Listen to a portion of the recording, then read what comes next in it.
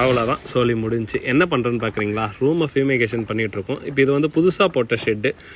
So இது almost பார்த்திங்கன்னா ஒரு 600 ஸ்கொயர் ஃபீட்டில் வந்து புதுசாக ஒரு ஷெட்டு போட்டிருக்கோம் காளான் வளர்க்குறதுக்காக.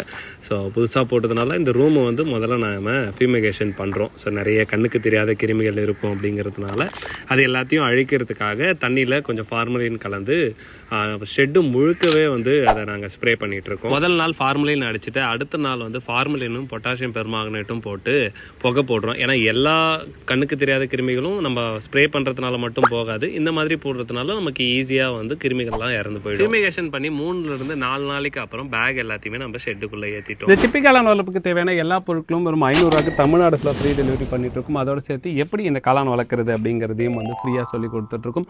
உங்களுக்கு இந்த காளான் கிட் வேணும் அப்படின்னா மேலே ஸ்க்ரீனில் தெரியிற நம்பருக்கு கால் பண்ணி நீங்கள் வாங்கிக்கலாம்.